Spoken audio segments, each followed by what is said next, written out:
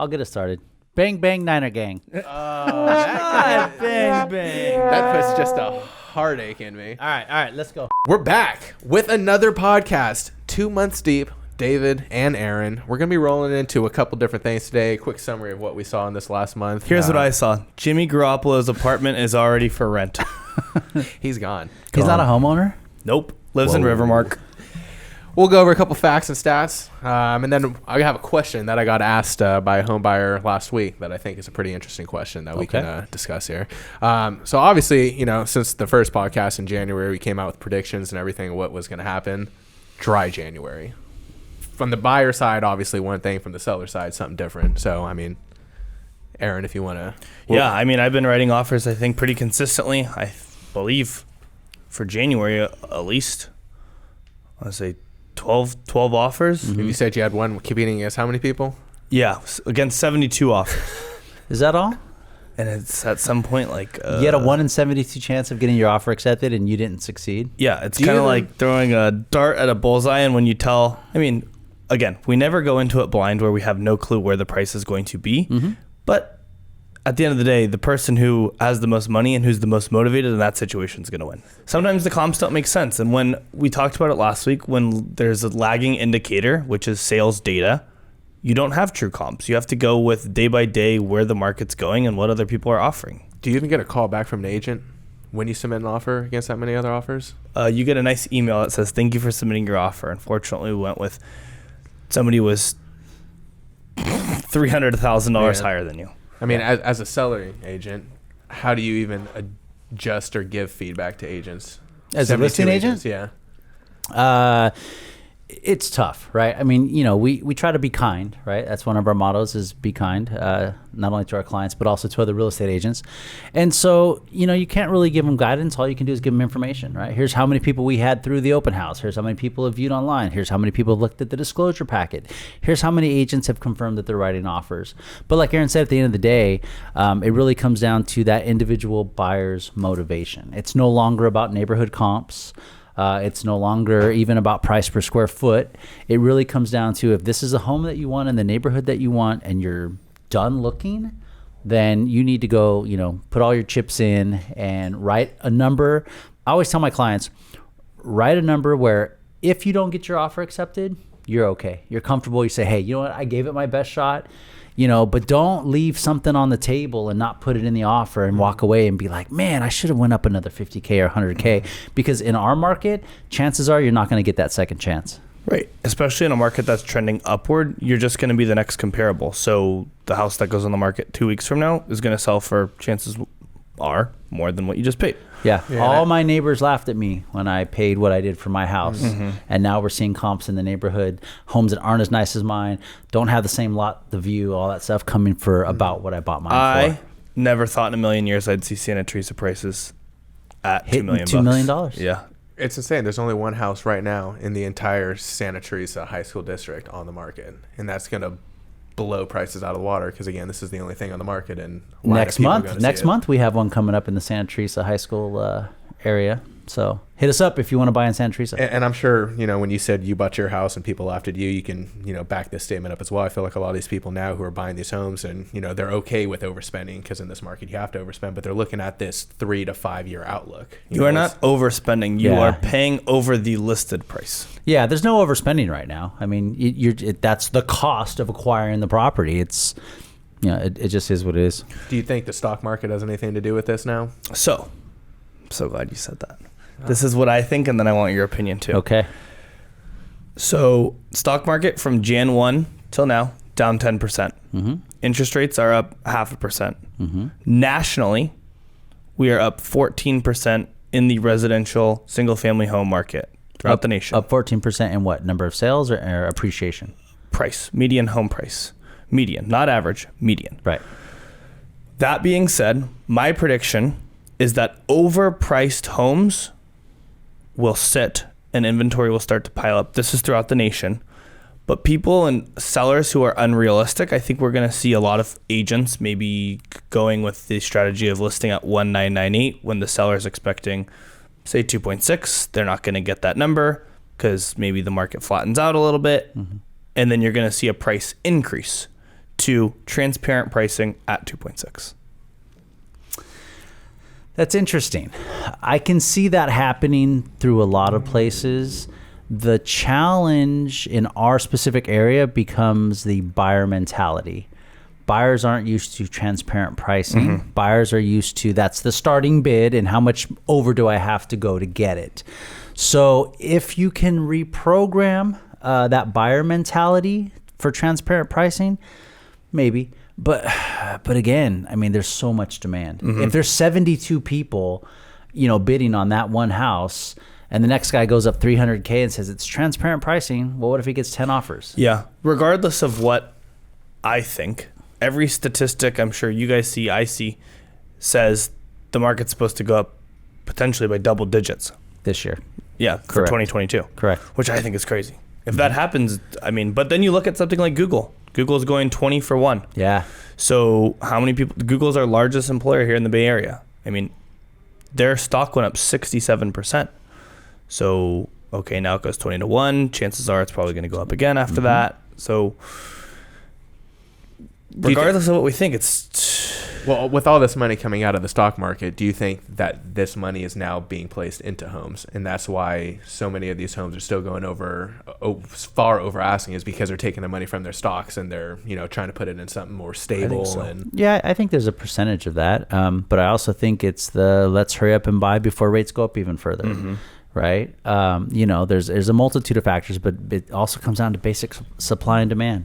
And demand is still extremely high. Yeah, and how many homes do we have on the market today? Do you got that written down on your little cheat sheet there? I don't have any. I don't have the amount of homes on the market. I will tell you, there's 472 homes in Santa Clara County for sale right now. 472. And in 2009, how many was there?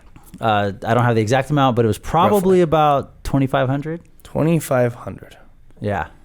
So. And the population since then is just under 2 million. And back then, what was it? Well, since 2008, our population has increased in the United States by 10%. That's the United States. So yeah. So I wonder what it is here. But either way, yeah, there's a shortage. Yeah, and there will continue to be for the foreseeable future because people don't know where they want to go. Correct. But that's why things like SB9 have been put in place to create more housing inventory. And with that segue, when I was in Los Angeles watching the Rams beat the 49ers, I noticed something that I've never noticed before. I noticed that a lot of corner houses had been ripped down in like the Redondo Beach area, corner houses. And on those corner houses was 4 new townhouse looking things. And I was like, wow. I happened to catch one of the guys that was out there, looked like he owned it, which he did, looking at everything, and it looks like they're pretty much done and getting final approval on everything, and they are taking advantage of SB9. And I haven't noticed it as much as I have here, but it seems like to me you could get a better layout for 4 houses on a corner unit than you would be able to on a traditional interior, right? Because you have 2 different access points. Yeah, so let's talk one. Yeah, logistically speaking, that makes absolute sense. Do it on a corner. However, keep in mind, SB9, if you take a single family structure and you convert it to 4 units, which you can, you have to own or occupy one of those units for a few years. 3 of 5? Yeah, I'm not sure it's 3 or 5, but I think it's something along those lines. You might be right. So just keep that in mind. But we actually have an investor that we're working with now. He is buying duplexes, fourplexes, small apartment buildings, and putting ADUs on them. He's got 13 in the works right now. And so while a lot of investors are leaving California, we're picking up all those multifamily properties, basically anything that has larger than a 10,000 square foot lot, and putting 2 to 4 units on those properties because of SB9. And SB9 right now is scheduled to expire in 2024. Do you think it will get renewed? Probably not. I don't think there's so much pushback right now that at the end of the day, it's not going to have a huge impact on housing. It's not. There's not enough people that are going to build these ADU units that it's going to have a significant impact on housing. I think it will help maybe the rental market, may help line investors' pockets, but I don't see it as some great savior. The average person, like a family man, doesn't exactly want to have another person living in their backyard. No. Especially with how small yards are here. Because rents in San Jose did jump up 12% last year. Mm-hmm. But we actually fell from number 2 in the nation to number 4. Boston jumped up 26.5%, and they don't have the space and land that we have here. Yeah, I just read something that they're anticipating rents going up as much as 30% this year. Yeah, but rents here, I mean, you've definitely noticed a jump. Like if you're just casually scrolling on Zillow, I mean, it used to be a lot of suburban homes, San Jose, Willow Glen, Campbell, 4,000-ish. Mm-hmm. Now 5, 6, even 7, 8. 8's kind of a common number in Los Gatos. I mean, that's pretty crazy. Yeah, it's a lot of money to live in a house you don't own. Yeah, there's a Redfin stat out right now. Over the last 20 years, 19% of the single-family homes that have been bought have all been from investors who Nationwide? who are then renting it out. Again, I don't have the stat here for this exact state, but I mean that says a lot in itself, right there. Of close to 20% of the people who are buying homes are using that for mailbox money, as we like to call it. Mm-hmm. Well, the 5 hottest markets throughout the nation. Speaking of, a lot of them rental-based. Austin, that rose 44%. Fort Myers, Florida, 35%. Sarasota, Florida, 35%. Boise, Idaho rose 33%. And Phoenix, Arizona, which I think and a lot of other people are predicting will be the hottest market, at 31%. And just so many people take California money and go and buy there. Well, yeah, it's interesting. I'd at some point like to break down that stat and say, okay, were the people buying the homes, is it second home? Is it investor? Mm-hmm. Is it relocation? Right? Because I'm starting to see a lot of second home purchases right now because there is so much money.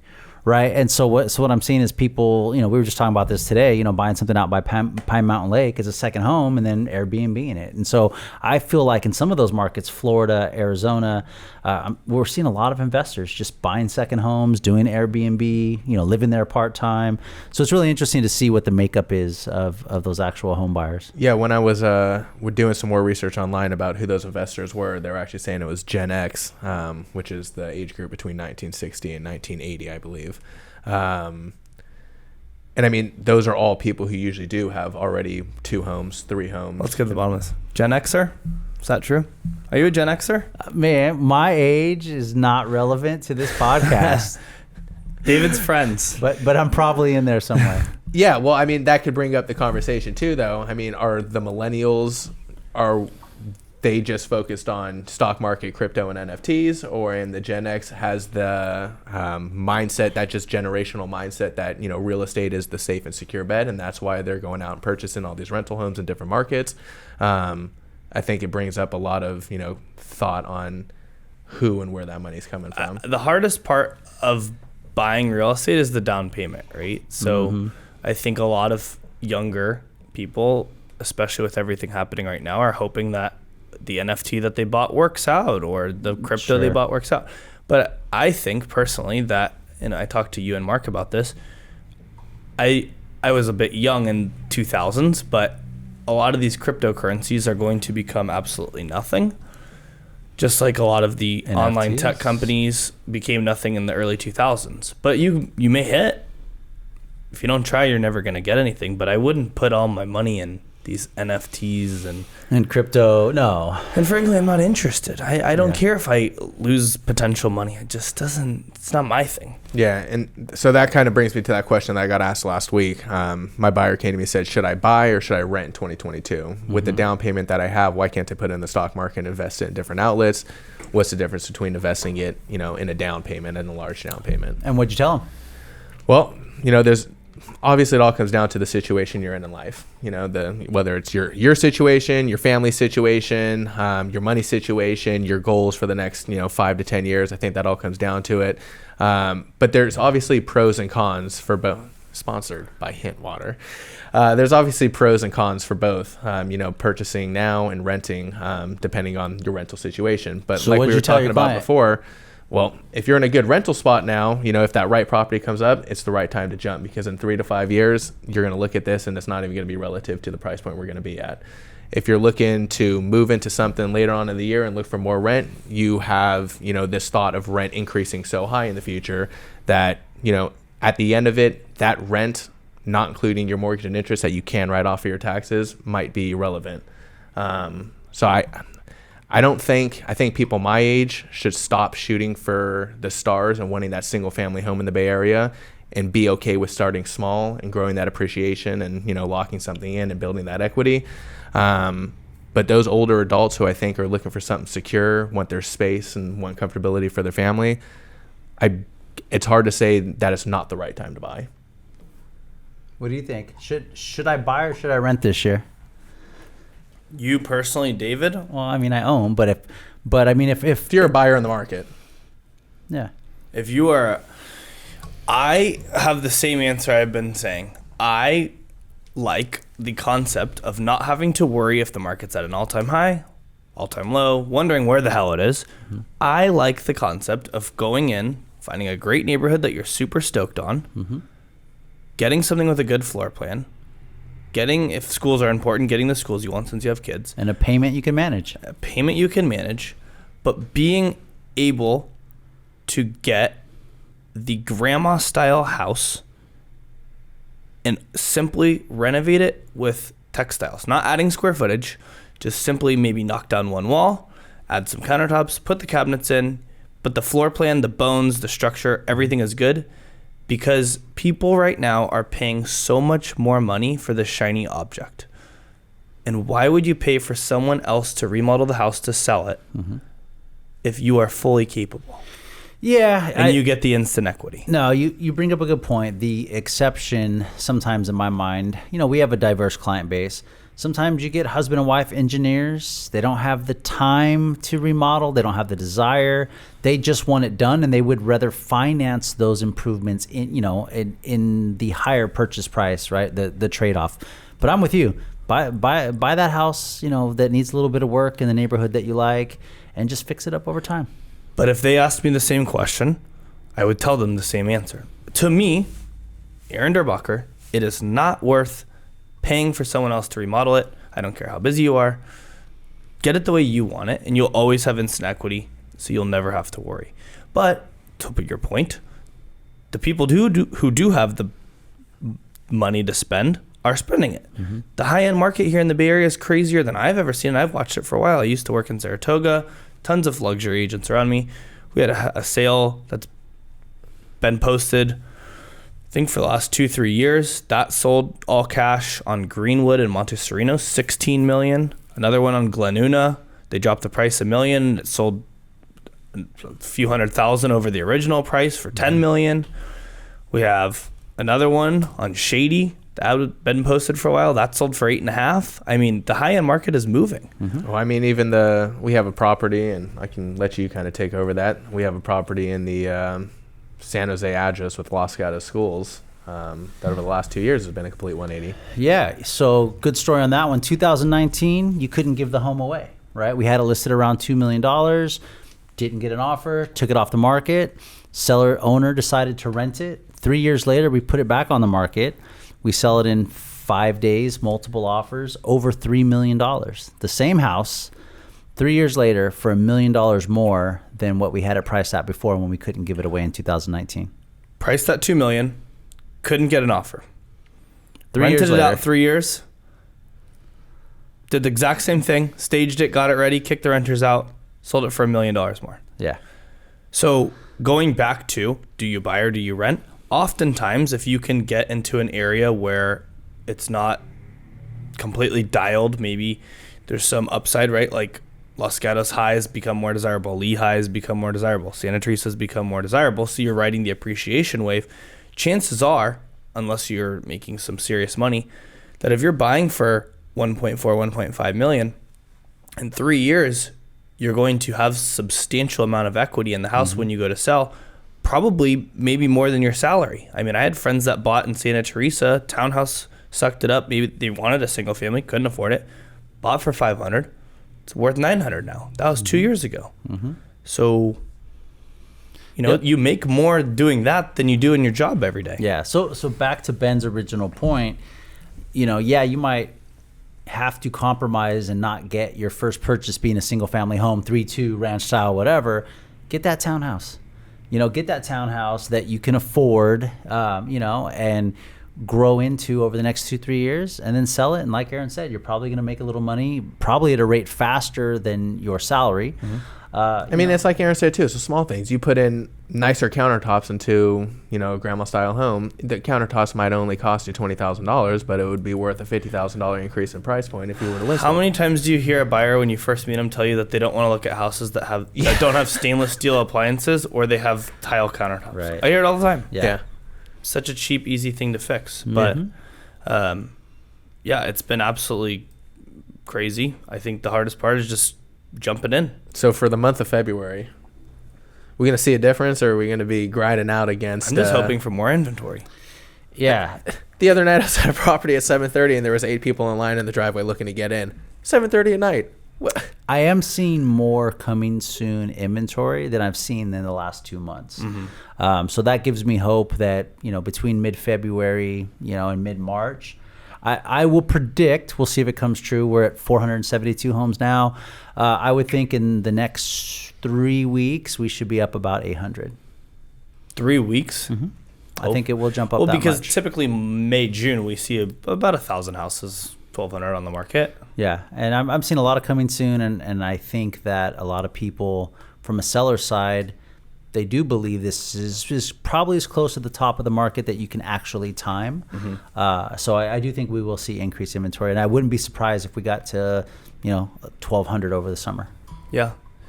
And I think Apple is set to have Facebook's set to have people come back in March.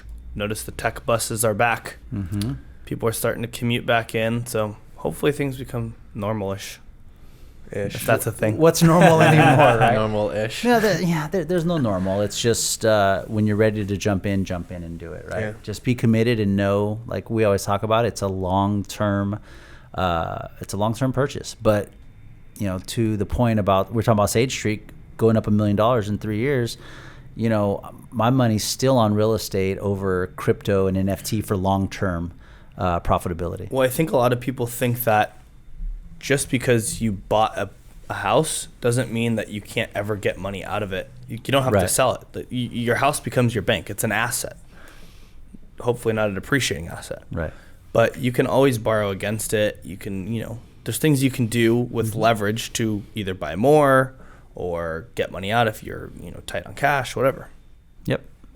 What else you got, Big Ben? Why don't you talk about this one? Banks aren't loaning money to anyone. Yeah. Well, they aren't. I mean, that's a big fact. The buyers that you see coming in buying these homes, they're serious buyers. It's not much of a game for buyers out here. They're coming in with money, Give us some ready stats. to go. Here's a stat. All right, the average credit score right now is 711. That is the highest it's ever been in America for people with credit scores. And that just shows a proven point that people are like on the track to wanting to better themselves in their future and being able to buy a home. But no, I mean, that's a pretty good stat. And banks aren't, in 2005, banks were just handing out loans to anyone for any property. But I'm going to have to challenge you on that statement that banks aren't loaning money to anyone. I mean, they've gotten a lot better and a lot tighter. Maybe it's an exaggeration, but since 2005 when the crash happened, it's tightened up much more. And that's just from the conversations I have with my lenders. I don't know if you hear differently, but so let me tell you what's gonna happen. Interest rates are gonna go up. To what? projecting 5% by the summer. It doesn't I'm just matter. curious your thought. Well, I'll get to that in a second. Interest rates are going to go up. Okay, that means that if buyers pull back, there's going to be less mortgages generated, right? So track with me for a second. Banks make money off of mortgages, primarily mortgage servicing, because then they bundle up those mortgages and sell them on a secondary market.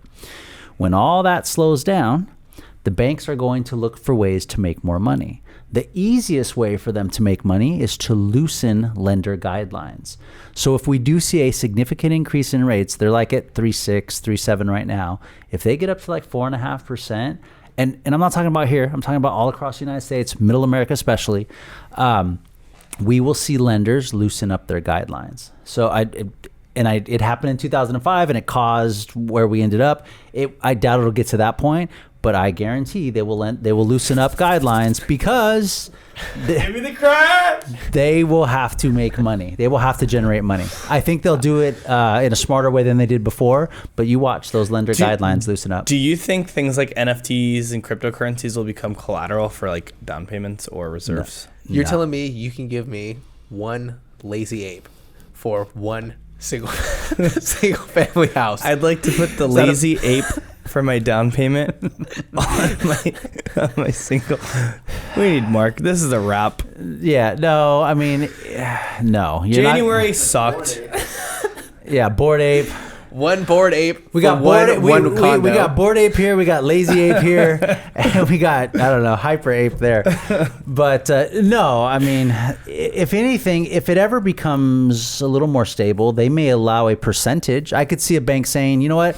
If you have what equates to $1 million in Bitcoin or Ethereum, we'll allow 25% of that to count towards assets seen for that happen reserves. already. Yeah. Yeah. So Yeah. I would see that. NFTs, no.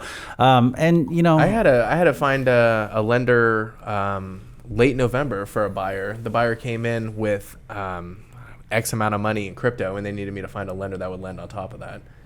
It was wild, but they're doing it. It was insane. It was insane. Oh my God, Ben did it. wild. I almost had to buy an NFT for Bored it. Ape out, Lazy Ape in. If you guys have any questions about buying, selling, investing in real estate, we are always here for you. As always, when choosing your real estate agent, who you guys work with matters, and we'll talk to you guys soon.